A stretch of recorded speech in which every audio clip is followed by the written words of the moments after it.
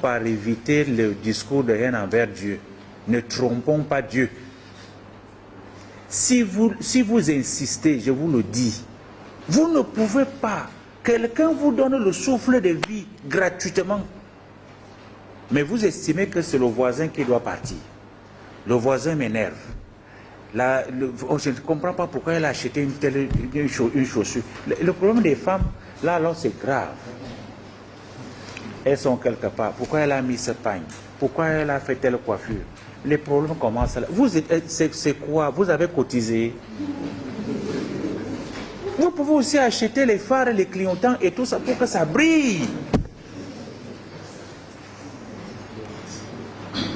On ne regarde que... On croit que le bonheur est chez l'autre. On n'est jamais content de nos situations. Là où nous sommes, nous jalousons les autres. Je vous dis, on peut trouver en chaque compartiment de la vie la source des discours de haine. Parce qu'on n'est jamais content de ce qu'on est. Si je suis comme ça, c'est parce que l'autre a pris ma place. Quelle place? Dites-moi.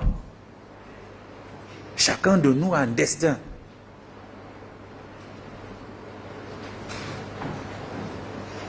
À partir de cet instant, si nous retrouvons l'humilité, que d'aucuns qualifient de faiblesse, mais l'humilité est une force, celle-là qui nous réconcilie avec le Très-Haut. Je ne vous ai pas dit d'être naïf. Loin de nous ce discours de naïveté.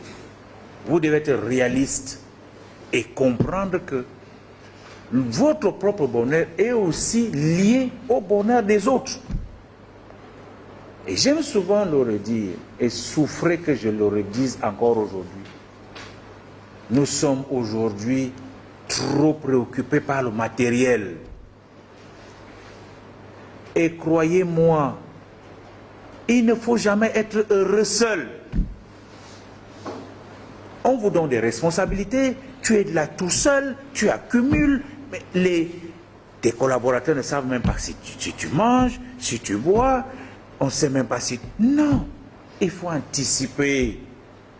Chacun de nous a besoin d'un peu de lumière. Quand Dieu vous place quelque part, vous devez faire le bonheur autour de vous. Chaque chef qui est chiche, qui a le franc en main, ne mérite pas sa place. Commentez comme vous voulez. Moi, je dois vous dire les vérités.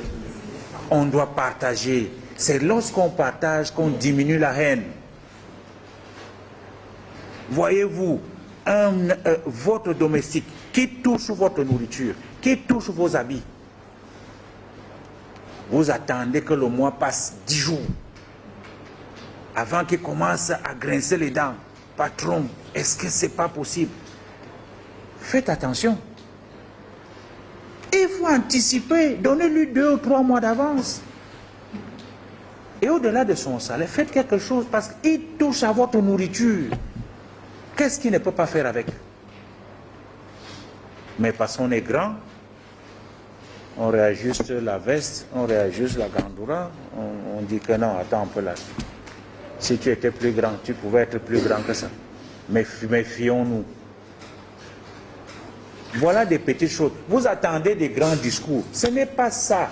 On ne fait pas la théorie ici. Ce n'est pas l'université où on va vous crier. Voilà au quotidien des problèmes, des discours de haine. Et là, c'est la haine que vous entretenez dans votre propre famille.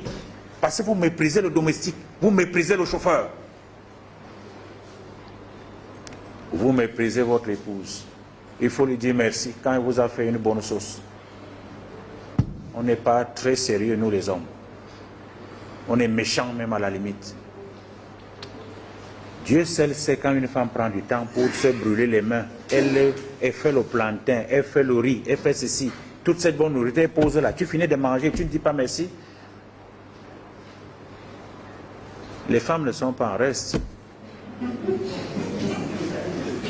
Parce que nous aussi, on se bat beaucoup. Matin, midi et soir, on transpire. On amène quelque chose à la maison. Mais quand on arrive, accueillez-nous bien. Pas les palabres. Du matin au soir, tu étais où? Tu faisais quoi? C'est patati patata. Non, il y a toujours, c'est le désordre. Ça chauffe. Et quand ça chauffe comme ça, le mari, il est obligé d'aller ailleurs là où c'est calme.